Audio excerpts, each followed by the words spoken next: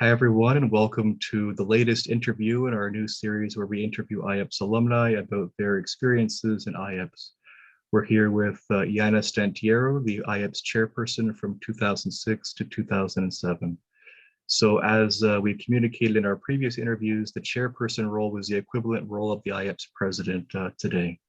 And I'm also here with Ganesha Dewani, the IAPSS Liaison Coordinator and a member of the International Cooperation Department here at IAPSS. So Iana, how are you doing today? Hi, Justin. Hi, Ganesha. Very nice to meet you. Nice to reconnect with IAPSS after so many years. I'm doing very well, very excited about this interview, and I hope this is just the start of how we engage alumni back in the organization. So really, really happy to be part of this interview. Well, thank you so much and for being here and sharing your time with us. So I guess our first question, we're just mostly here to listen and just hear, I guess, part of your experience in IAPSS. So if we'd maybe ask if you'd be able to walk us through your time in the organization from when you first joined as a member and through to the end of your term as IAPSS Chairperson and potentially any other roles that you had after that. So without further ado, the floor is yours. First, I want to say that President sounds better than Chairperson, so good. Kudos to those who changed the name. In terms of my experience with IAPSS, I must admit I'm still using this experience in my interviews as saying like what was the most rewarding and the most intense period of my life. So definitely a memory that stays with you forever. So my journey with IAPSS started in 2005, which sounds, I know guys, for you a long time ago, but for me it looks like yesterday. So I was part of, back then I was studying international relations, European studies at the University Babeș-Bolyai in Cluj-Napoca in Romania. And we had our local organization, and some of you probably will know CSE, I hope it still exists, European Students Association. And we were invited, I was first year at university, we were invited to the Congress back then, to the GA in Moscow. I didn't know much what the IAPSS was about. I knew that's a good opportunity to meet other students from other organizations with the same background, the same dreams, and the same kind of level of energy as myself. So I decided to go. That was a fun GA. For those who remember, that I just recently met one of those participants from 2005 here in Prague. So it was a fun recollection of memories of how one of the organizers ran away with the money, and then we had to rebuild the budget for the GA. So it was and we stayed in a motel. It was a fun experience. But I remember, apart from this logistical stuff, I remember how enthusiastic everyone was about this international mindset, this global mindset. It's like really getting out of your bubble, and how do you go and tap into a group of students and political science professionals whom you speak the same language, right? In terms of career, not same language, English or other language. So that was the first kind of touch I had with IAPSS, and I really, really enjoyed it. So I decided to go to the next GA, which was in Amsterdam. And at that point, I said, I want to be part of this team. It seems like a great career opportunity, but I also like the vibe. I think this goes beyond to what you learn doing the job. It's much more, and we can tackle this a bit later. So I went to Amsterdam, and I got elected as vice president for the academic department for the mandate of 2006, still figuring out that's 20 years ago, 2006, 2007. So back then the headquarters were in Ljubljana in Slovenia. So I had to arrange with university also to move. I had to go for the visa. It was back in Kiev, the Slovenian consulate. It was a journey in itself. As I said, memories that will stay with me forever. So I moved to Slovenia 2006, very excited about my new role. However, in the meantime, and that was probably the biggest learning of my life. The story I will tell you now. So then the president was elected. There were some misunderstandings with the team. So the president decided to leave the organization. Then the other vice president and the treasurer decided to leave the organization too, and some of the other volunteers. So 2 months into my mandate, I figure out I'm alone in Slovenia, the only ExCom member. I had external ExCom member who are not based in Slovenia, but I was new to the country. I did not have anyone in the team. And on top of this, we got an email about the organizers of the GA for the year to come, that they, because there's no ExCom at that point, that they're not taking the responsibility to organizing the General Assembly. So basically, with no GA, there's no organization, right?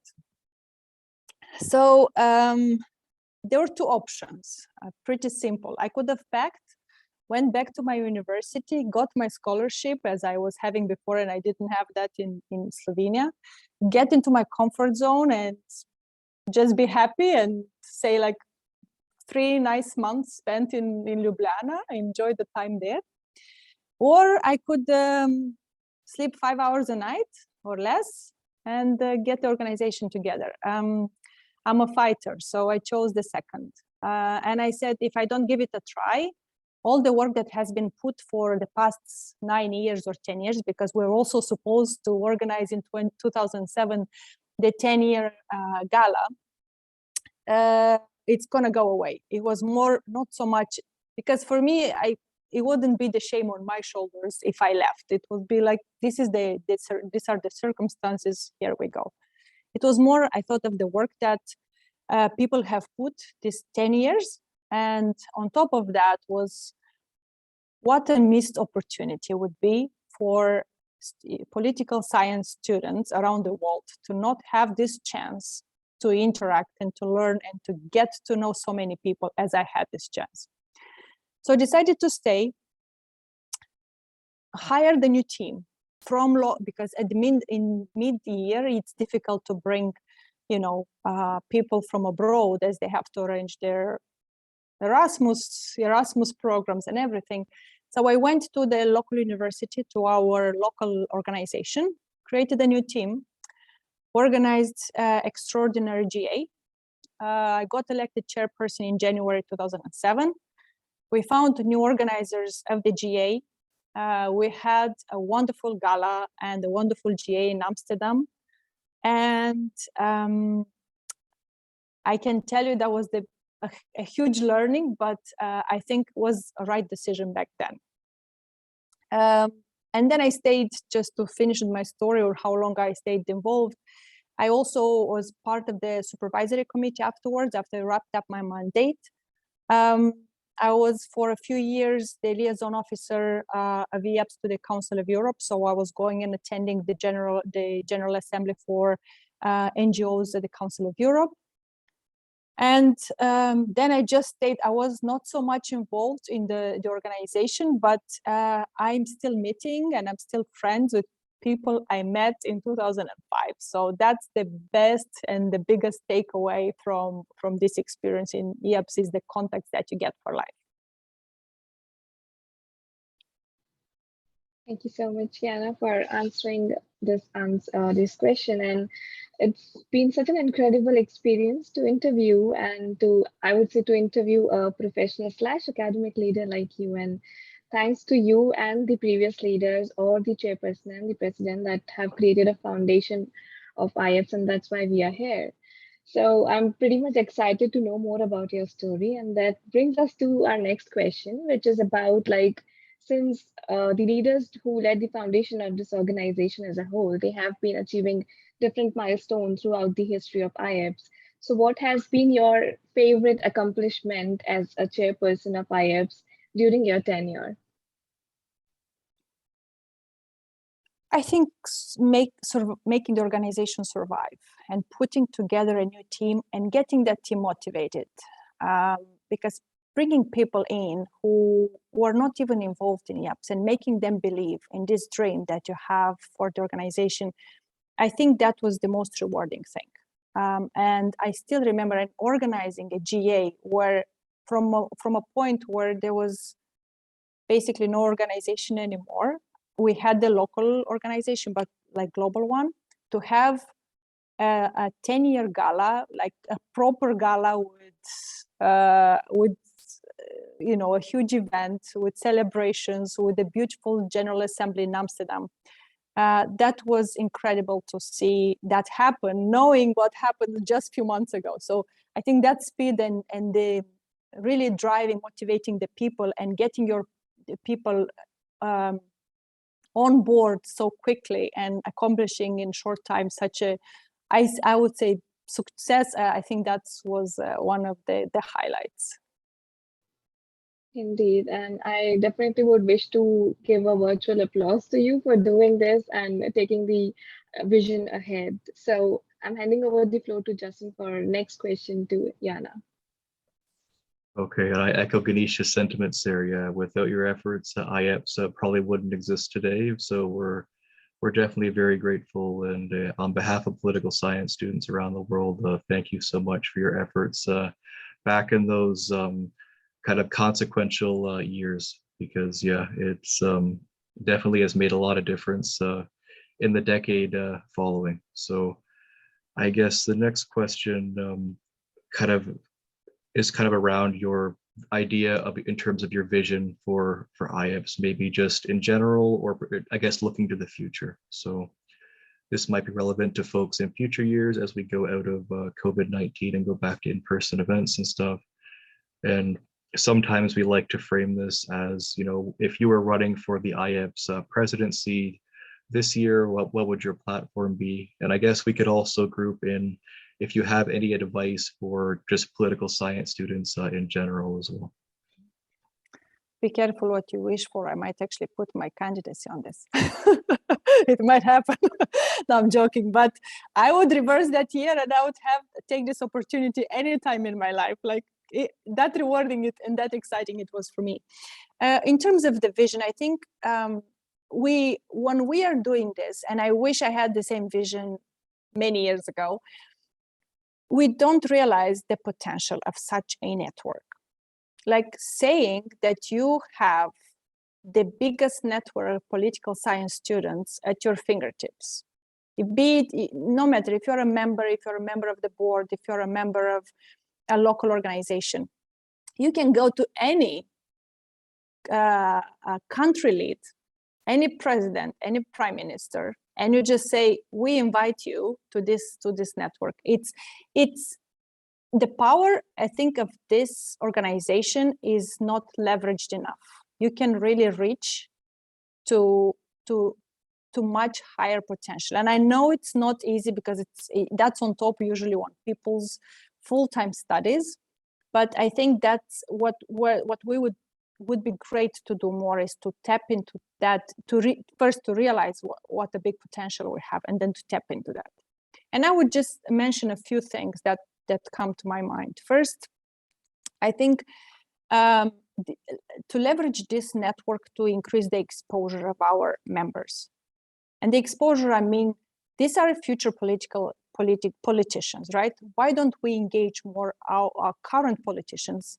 And I don't know if it's a good thing or not. I'm telling you why. I don't think politicians always have a good example to give to people, but you have to be careful what kind of politician you choose. But exposure, I think we could definitely do more. Like really knock to doors because we have the power to do so. Second, I would say education. Try to leverage. There is so much knowledge in this network. It's a huge knowledge power and knowledge hub. Try to leverage this for people.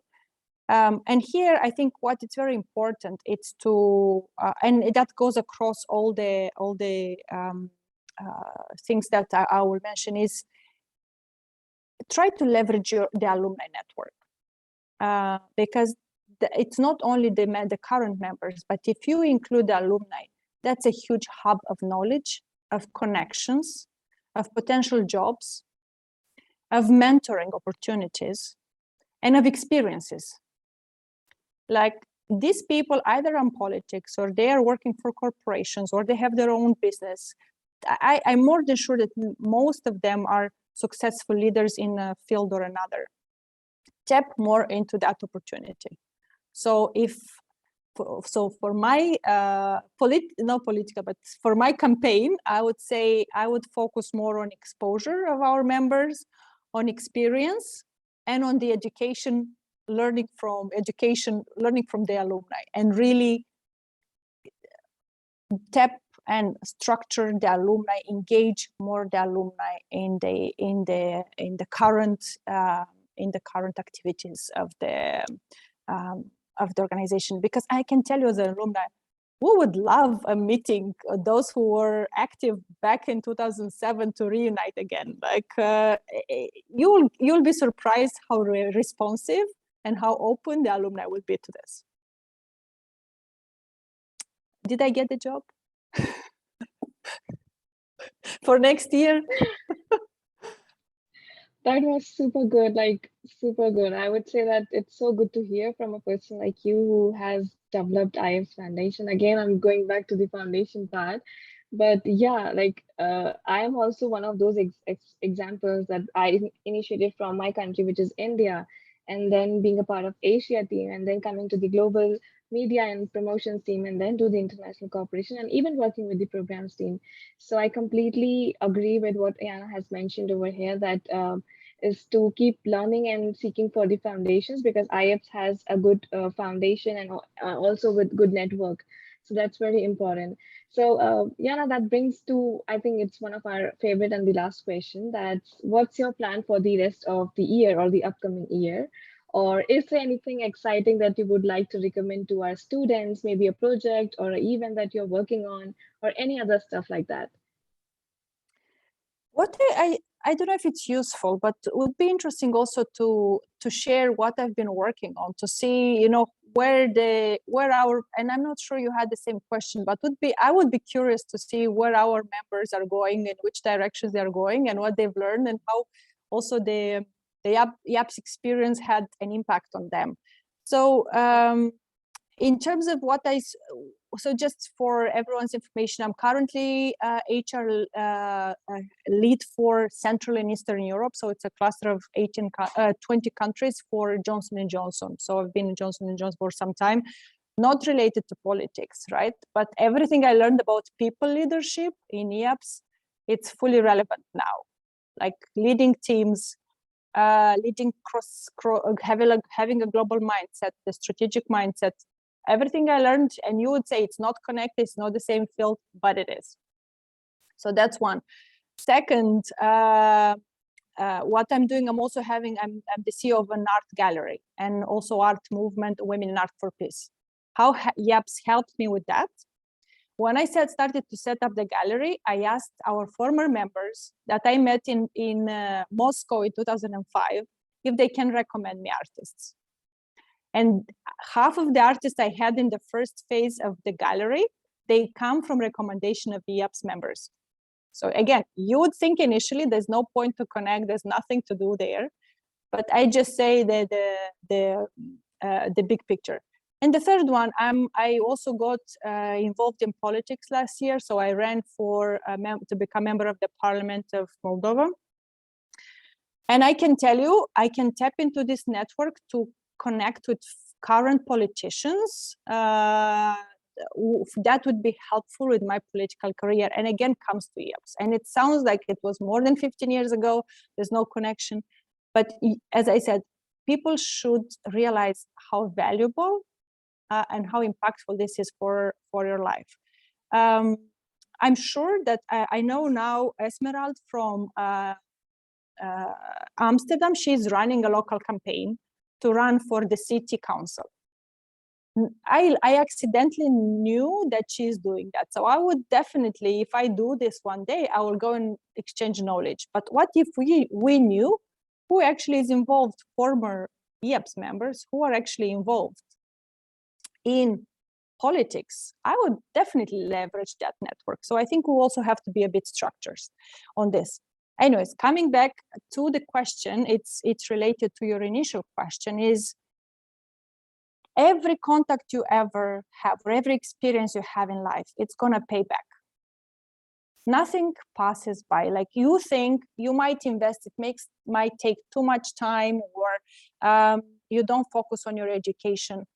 1 hour spent in a network like this compared to 1 hour spent, and it's my perspective, right, in the library, it's not even comparable. So take any opportunity to get involved, work on projects, contribute, have an impact on your community, be part of the leadership team, local team or global team, get to meet people. These are things that will help you no matter which direction you decide to go in.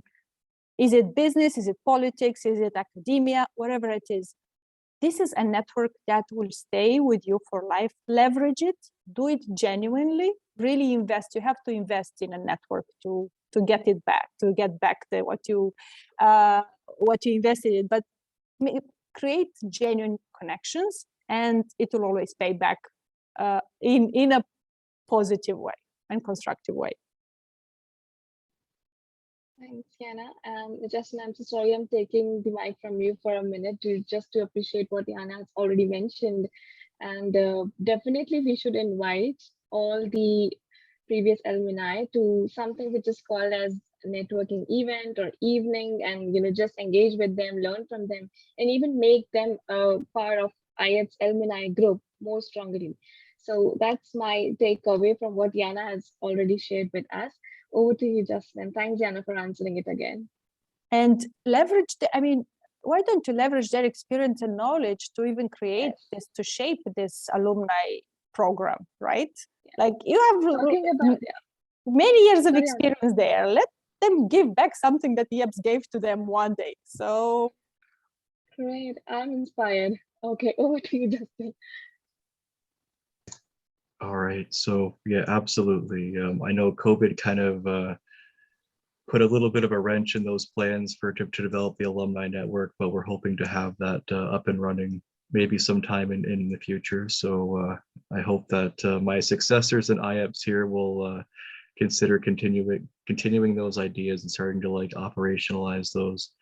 But yeah, absolutely. And so thank you so much for your time with us. And we, if folks, so folks who are tuning in from around the world, you're welcome to check out our other videos with the other IAPSS alumni as well. And if you liked what you've heard here, and I guess, Iana, I'll maybe leave it off if there's anything else you'd like to share with political science students both today and in future years. This is kind of like a time capsule here. Yeah, on top of what I said, one additional idea is we could also deploy a mentoring program, pair someone who's a member now with someone who has been involved in the past. Like, as I said, leverage this network as much as you can. In terms of what I would say next is let's get back to those in-person meetings. I think that's where you really make the connections that stay for life. It's not going to be a Zoom call. So whenever it's possible, even if it's regional level, I think if that GA in Moscow in 2005 would have been a Zoom call, I would probably never heard of IAPSS afterwards, right? So let's take this opportunity now that COVID is going away, and if it's not possible, big events, at least to organize at a smaller scale, but make those connections in person. Invest in it. As I said, every minute you invest in such a network, it will help you later on. So take that opportunity to to be part of such an amazing organization, and stay involved.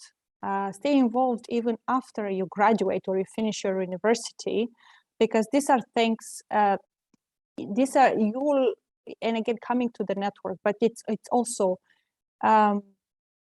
it gives you a different perspective, even that fresh perspective and that fresh energy that comes from current students. It's very refreshing when you are in your 10 plus years career or 20 plus to see that energy. So it's a mutual benefit from the current members to learn from the more experienced, not to say older, from more experienced members, but it's a win on the other hand as well, because it brings a lot of energy, ideas. So if it's not a mentoring, it could be even a reverse mentoring, whatever you call it, but make sure you leverage this, and this is a great opportunity to be part of such an organization. I would say not opportunity, but also privilege. So good luck with the next activities. Feel free to reach out with any advice or mentoring opportunity. More than happy to help with how to get involved, and any chance to participate in any events, I'm up for it. It would be great to refresh some of those memories from years ago. So thank you so much for the invitation to this great interview.